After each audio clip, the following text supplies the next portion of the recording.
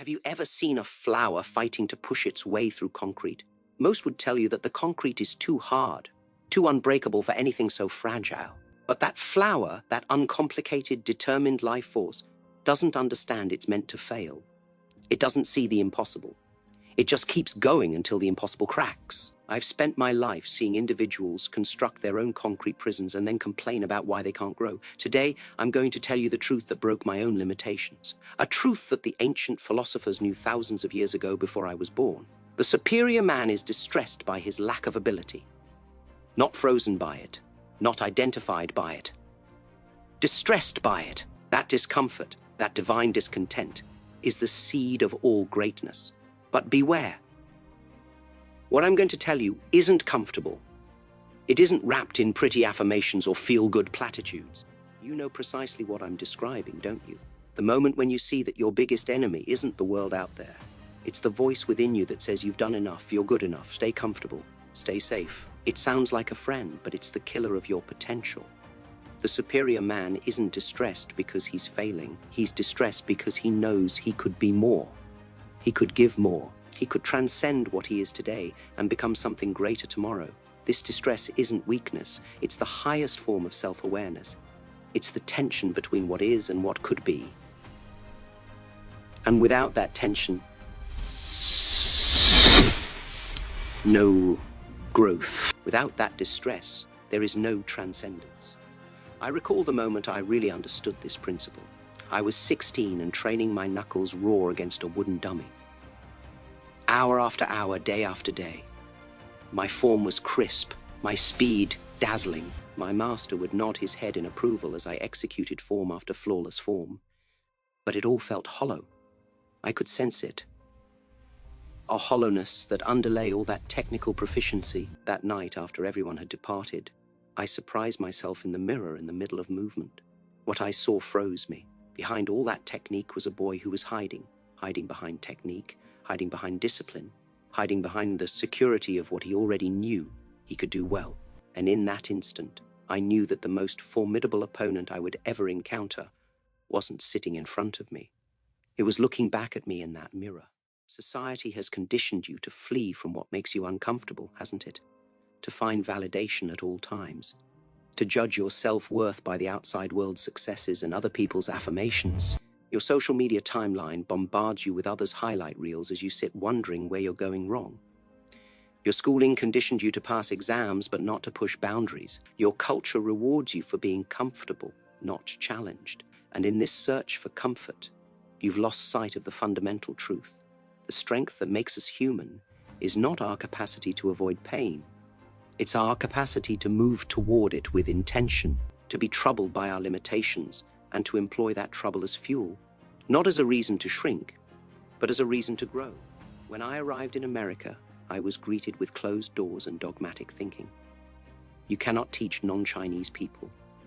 You cannot mix different styles of fighting. You cannot challenge the traditional ways. Each cannot was a piece of concrete attempting to hold me back.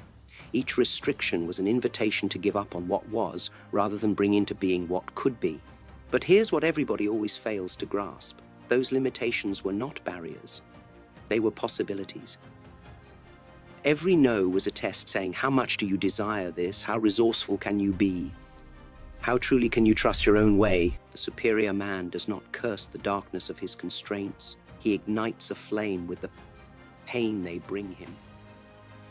Let me tell you something I've never talked about in public. There were nights when I would stay awake, my thoughts racing with uncertainty. Times when the pressure of my dreams weighed against the harshness of my reality. Times when I doubted everything, my capabilities, my choices, my self-worth. But I realized that these dark nights were not my weakness revealing itself. They were my strength being tempered as a sword that has to go through fire to reach its real strength. Your character has to go through the fire of self-doubt to realize its full potential. What distinguishes the ordinary from the extraordinary is not the lack of distress. It's what you do with it. Consider water for a moment. When put in a teacup, it becomes the teacup. When put in a bottle, it becomes the bottle. never struggles with these constraints. It conforms to them without ever abandoning its innate form. Its strength lies not in resistance, but persistence. It never fights the boulder blocking its way. It flows past, over and through, constantly, steadily altering the immutable with its steadfast essence. Your distress over your limitations should be like water, not a destructive power that overwhelms you in despair, but a creative power that cuts new channels to your potential. Most people get what it means to be distressed by one's limitations wrong. They believe it means living in frustration or beating yourself up over what you can't do. This is ego disguised as growth. Real distress is not self-punishment, it's self-honesty. It's the capacity for self-observation without delusion, without excuse, and to say, this is where I am. This is where I could be. The distance between these two places isn't my fault, it's my responsibility. The better man does not take his limitations as a basis of inferiority. He takes them as a guide for development. I recall sparring with an older student when I was a kid. He was larger, stronger, more skilled. For weeks he controlled every match. My desire was to steer clear of him, to defend my pride by fighting those that I knew I could win against. Something within me wouldn't allow me to go the easy route. The frustration I experienced at being outclassed became my best instructor. I started observing his movements like a scientist, analyzing the patterns of energy, discovering the microscopic holes in his defense. I didn't train harder. I trained differently. I didn't work on my weaknesses. I reimagined what was possible. And one day I no longer feared him as an opponent, but viewed him as a challenge to be overcome. Your limitations are not your foes. They are your most sincere instructors. Take a glance around you. The world is replete with individuals who have learned to accept their limitations, who have concluded that good enough is okay, who have exchanged the divine anguish of development for the fleeting solace of complacency. They are suffering a slow demise, not of the flesh, but of the soul. With every compromise, with every fall to I can't, a piece of their humanness disappears. Don't follow them into this death in life. Own the pain that arises from understanding that you were built for better. Let it be the fire that burns away all that is not your best self. When I created Jeet Kune Do, others believed I was merely inventing another style of combat.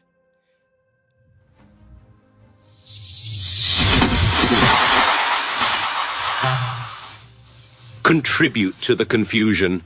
I wanted to shed the extraneous to get to what was vital. Your path is not about gaining more techniques or strategies or accomplishments. It's about clearing all that gets in the way of your true expression. The distress of the superior man arises from seeing all the ways he has gotten stuck in forms, restricted by concepts, and disassociated from his true nature. His development is not gauged by what he acquires, but by what he lets go. Take the bamboo. During a hurricane, the tall oak attempts to remain fixed. It holds fast until the pressure is too intense, and then it is splintered. But the bamboo, it flexes, it bends, it yields with the wind, not against. And when the storm has passed, it still stands. Your attitude toward your limitations should be this way. Don't stiffen against them, waging war on what you can't do yet. Flex with them, learn from them, harness their power. Instead of resisting it, the superior man recognizes that real strength lies not in stiffness, but in suppleness. I want you to know something very important about this suffering we're talking about. Most individuals use their knowledge of their limitations as proof of the reason why they are unable to do it. I'm not strong enough is a reason to steer away from the challenge instead of working to be strong. I don't know anyone comes an excuse and not something to be fixed. The better man employs the same awareness as fire for change, same acknowledgement, entirely different response. This is the line that separates those who become all they can be and those who only fantasize about it. I want to tell you 3 truths that changed my relation to my own limitations. Truths that will enable you to convert distress into development. First, specificity. Vague knowing, prompts vague doing. Don't simply recognize that you have a gap. Specify precisely where, precisely how, precisely what is lacking. Be scientific in self-evaluation. When I knew my kicks didn't have power, I didn't merely say to myself, I need better kicks. I broke it down into the exact mechanics. The hip rotation, the extension of the knee, the stance of the foot. Your limitations are not broad character flaws. They are particular skills or knowledges that can be cultivated through directed will. Second principle, incremental growth. A journey of 1,000 miles starts with a single step, but nobody ever takes that first step. They're too busy thinking about the 1,000 miles. Your limitations didn't develop overnight, and they won't change overnight. The better man does not attempt to jump over the gulf of his limitations. He constructs a bridge across it, plank by plank. When I wanted to accelerate my punching speed, I did not set out to double it at once. I labored to be 1% quicker each day. Permanent improvement is not about dramatic change. It is about persistent micro-improvement. Third principle, mastery of emotion. Your limits will produce emotional reactions, frustration, shame, anger, fear. Those emotions are not things to be eliminated. They are energies to be directed. The gentleman doesn't squash the feelings created by his anguish. He changes them from hindrance to gasoline. When I got frustrated over hitting a plateaus in training, I did not attempt to banish the feeling. I knew it, honored it, and then converted its energy to constructive problem solving. Your affect upon your own limitation is good or bad neither. It is forceful. Power needs to be channeled, not suppressed. The majority of individuals spend their whole lives never pushing the limits of what they can do. They take the first barrier they meet as if it were etched in stone, not sand. They confuse their temporary inability with permanent incapacity. Don't commit this deadly mistake. Keep in mind that your abilities are not static. They're dynamic. What you can't do today has no influence on what you could do tomorrow if you have the right attitude toward your limitations. The superior man understands that his abilities are not born. They're nurtured. They're not found. They're grown. I've seen thousands of students over the years. The ones who changed most deeply weren't always the most gifted or the most fortunate. They were the ones most troubled by the disparity between their actual and potential realities. They were the ones who took that trouble and turned it from a curse into a blessing. They knew subconsciously that comfort breeds stagnation, that satisfaction is the death of progress. They accepted the pain of the gap because they knew that's where all growth occurs. Consider this: all the skills you currently have were once beyond your capability. All the knowledge you currently have was once beyond your understanding. All the strength you currently have was once mere potential waiting to be actualized. What distinguishes what you can do now from what you couldn't do then? Your willingness to be troubled by your lack of capability long enough to do something about it, not to deny it, not to excuse it, not to justify it, but to change it by relentless knowing effort. The better man knows that his future powers are present now as seeds which must be cultivated. There is a pernicious myth in contemporary society that you should just accept yourself as you are. It sounds wise, but in practice, it's usually just laziness masquerading as wisdom. Real self-acceptance is not about denying your limitations. It's about admitting them without letting them define you. It's about loving yourself enough to require more of yourself. The superior man accepts himself fully in the here and now, while at the same time working to move beyond that here and now self. This is not contradiction. It's the paradox at the very center of all human development. I want to say something important. There's a huge difference between being troubled by your limitations and being shattered by them. One leads to growth, the other leads to paralysis. The difference is in how you define the gap between where you are and where you might be. If you define it as proof of your unworthiness, you'll be shattered by it. If you view it as an invitation to grow, you'll be motivated by it. The superior man does not use his limitations as an excuse to punish himself. He uses them as a guide for his development. His discomfort is not self-hatred. It's self-honesty wedded to self-confidence. I'd like to tell you a story that illustrates this principle. When I first started teaching martial arts in America, I had difficulty with the English language. My failure to explain certain things angered me immensely. I sensed the difference between what I was trying to convey and what I was able to convey. Most in my situation would have abdicated, teaching only physical methods and not discussing philosophy. But that anguish I experienced, that sense of my limitation, became my spur to learn about language with the same fervor I learned about martial arts. I didn't merely accept a limitation, I declared war on it, and bit by bit, word by word, concept by concept, I extended my capacity to convey, not by denying my limitation, but employing it as a compass to point out where I needed to develop. The majority of individuals respond to their limitations with denial or despair.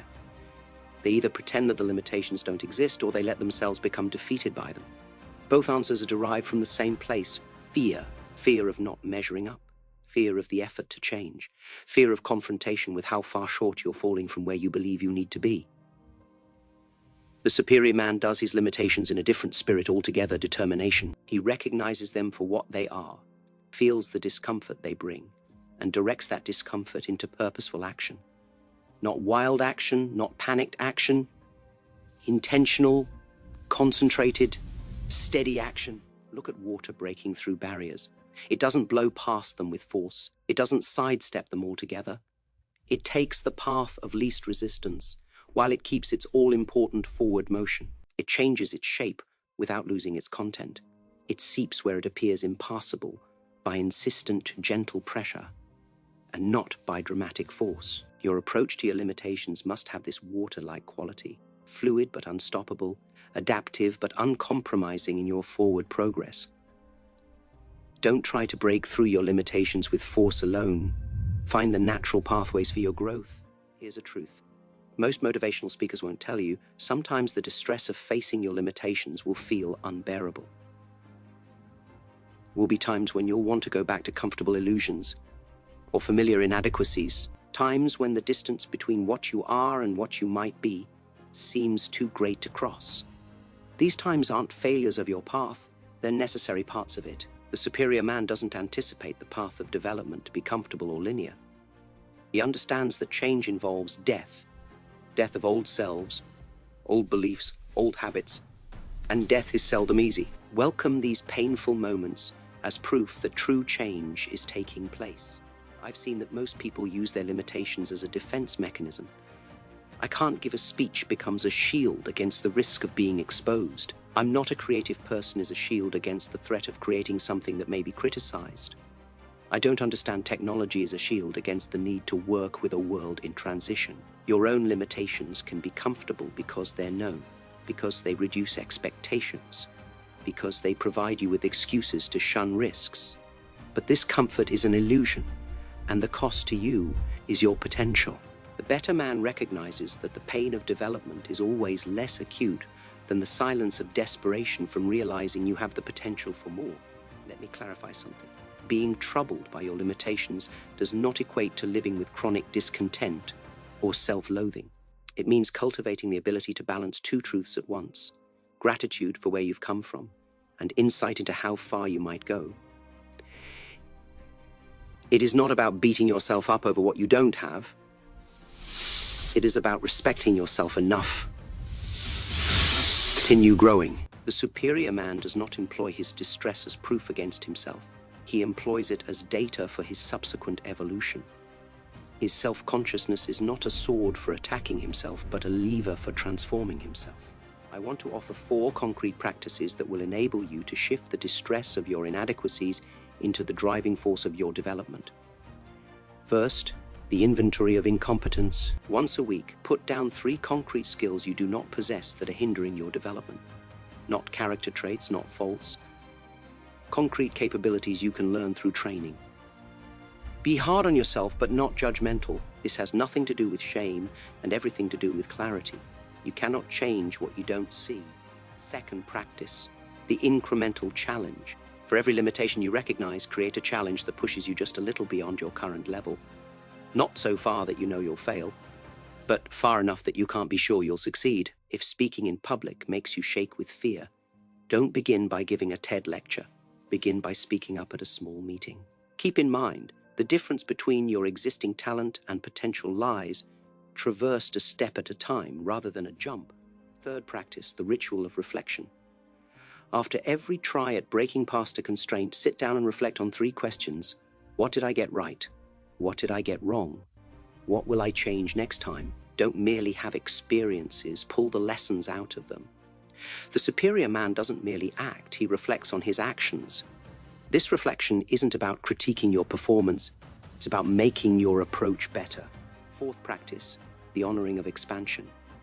Every time you stretch past a past limitation, celebrate. Not with meaningless ego stroking, but with the quiet pride of acknowledging that you're living up to your potential. This isn't ego building, this is affirming the fact that your limitations are temporary states, not lasting identities. Honoring your expansion keeps you in mind that what's impossible now can be done tomorrow. Most people never discover their true capacity because they're too comfortable where they are, or too afraid of what they might find if they venture beyond it. They settle into routines that confirm what they already believe about themselves rather than challenging those beliefs. They surround themselves with people who reinforce their limitations rather than those who expand their vision. The superior man creates conditions that make growth inevitable. He places himself in situations where his limitations will be revealed, but where he will also have the resources to overcome them. Don't avoid what discomforts you. Confront it as the most direct route to your growth. This is a secret about limitations that few know. They're relative, not absolute. What holds you back in one setting will enable you in another. What is weakness in one context may be strength in another. While I was crafting my fighting style, I was attacked for being relatively small in comparison to other martial artists. But what seemed to be a limitation compelled me to create speed and precision that became my biggest strengths. The superior man does not merely attempt to transcend his limitations, he attempts to turn them into specialized abilities. Your so-called weaknesses, when thoroughly understood and correctly focused, become your most unique strengths. There is something I want you to realize about this journey we are talking about. The objective is not to eliminate all limitations. That is impossible. The human condition is characterized by limits of time, of knowledge, of capacity. The aim is to create a relationship with your limitations that empowers you instead of shrinking you, to be able to view them not as walls that enclose you, but as horizons that guide you. The superior man is not superior because he has no limitations.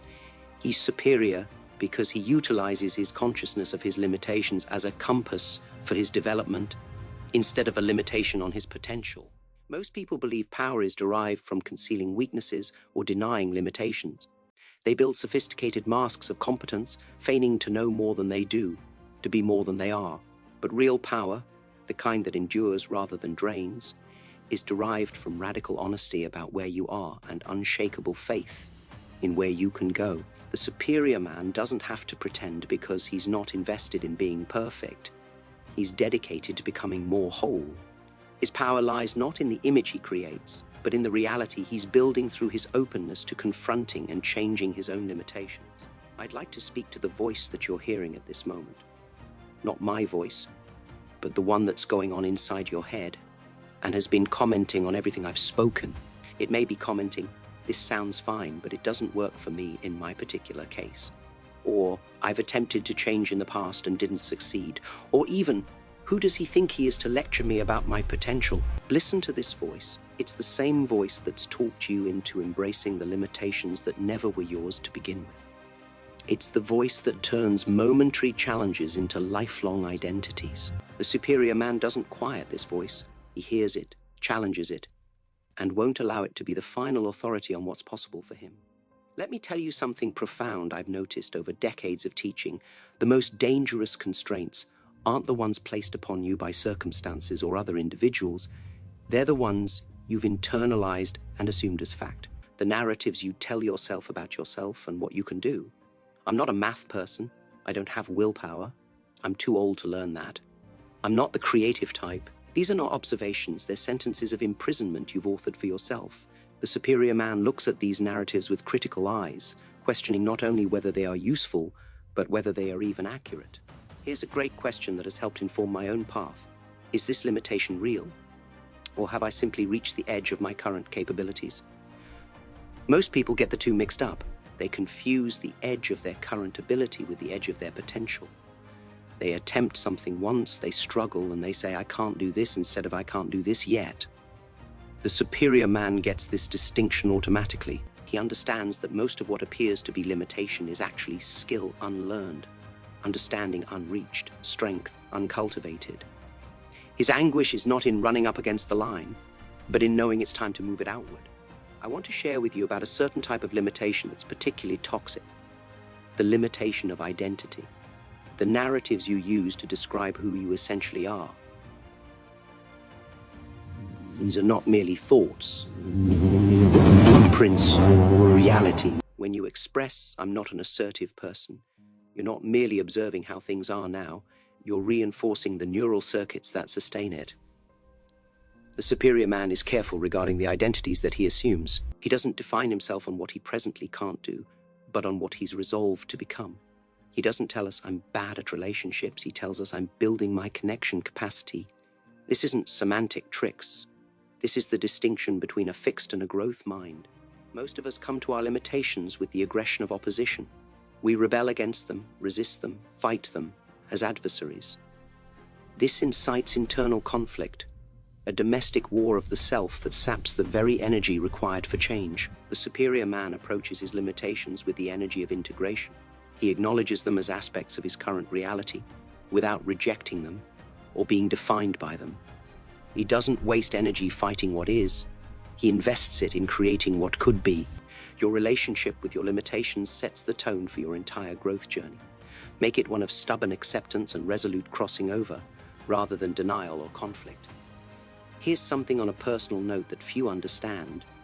There were skills I was stuck on for years, not weeks, not days, years, before achieving a breakthrough. Methods that looked beyond my skill no matter the approach I tried. Through the long years of apparent failure, I learned something essential. Endurance without forward movement isn't sufficient. The great man does not merely continue to do what he has been doing, expecting different results. He adapts and improves continuously. When you come up against a barrier that is not responsive to your present tactics, do not simply work harder, work differently. Look at your assumptions, challenge your strategy, get some alternative viewpoints. Your breakthrough may not involve working harder. It may involve a fundamentally different type of effort.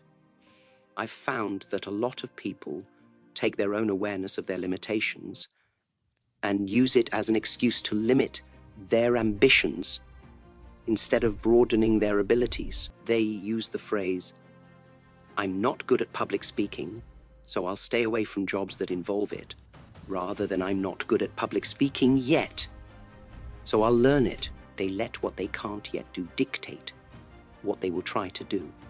The superior man does the reverse. He employs his ambitions to determine what limitations he will need to overcome, instead of employing his limitations to determine what ambitions he will engage in. Don't let what you can't do today decide what you will be able to do tomorrow. We exist in a culture fixated on inborn talent and overnight accomplishments.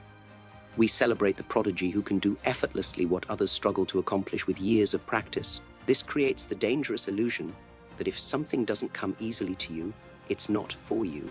But here's the reality that changed my own path. The abilities that you build up through adversity, that you create in the crucible of your own weaknesses, will eventually be stronger than those that came easily. The better man doesn't resent those who have an easier time on some roads. He appreciates the strength and wisdom he derives from traveling a more difficult path. Your limitations are not punishments. They're chances to build unusual and precious abilities. I'd like to talk about something I notice keeping a lot of people stuck. Fear of appearing silly while working through a limitation. The businessman who won't take a course in public speaking because he might look nervous. The woman who won't go to a gym because she might look clumsy. The author who refuses to give out his writing for fear of it being criticized. This fear of seeming imperfect while in the process of creating keeps many stuck in their mediocrity. The superior man realizes that becoming better involves the ability to be momentarily bad at something new and not forever mediocre at something old. He prizes advancement over pride, development over the illusion of competence. Here's a profound change in thinking. Your limitations are not personal flaws, they're common human experiences being played out through your specific life. Everyone has limitations. Everyone feels the difference between what they are and what they might be. Everyone knows the pain of coming up short of their own potential. This is not your special cross to bear, it's the human condition.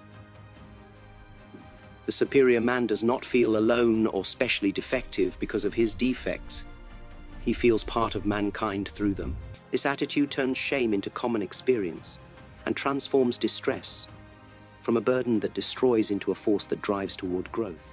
As we reach the end of our path together, I want to leave you with this last truth. The knowledge of your limitations, that discomfort we've been talking about, isn't something you can overcome or outgrow. It's something to develop and hone throughout your lifetime. The instant you no longer feel uncomfortable about the difference between what you are and what you might be is the instant your growth ceases. The higher man does not try to cut away this divine discontent. He embraces it as his most loyal guide, his most truthful teacher, his strongest supporter in the perpetual process of becoming. Do not flee from this anguish.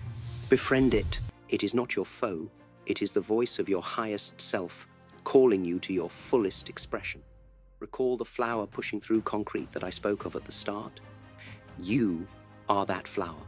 Your boundaries are that concrete. They appear hard, fixed, defining, but with steady, soft, stubborn pressure, with roots that dig deep and a will that reaches higher, what appears impenetrable yields. Not all at once, not without struggle, but inevitably, undeniably, the life force that you are breaks through what seemed unbreakable. The superior man knows this truth in his bones. No limitation is permanent unless you make it so. No concrete can contain the power of a life determined to express its full potential. Your journey begins now, not with dramatic declarations or impossible promises, but with a simple shift in how you relate to your limitations.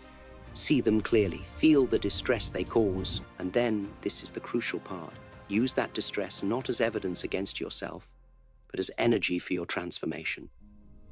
One day, one choice, one small expansion at a time. The path isn't easy, but it's worth every step, because on the other side of your limitations isn't just greater capability, it's greater aliveness. It's the distinction between being and living, between living with what is and making what could be. The superior man is pained by his inability, not because he must be perfect, but because he's dedicated to being alive. You?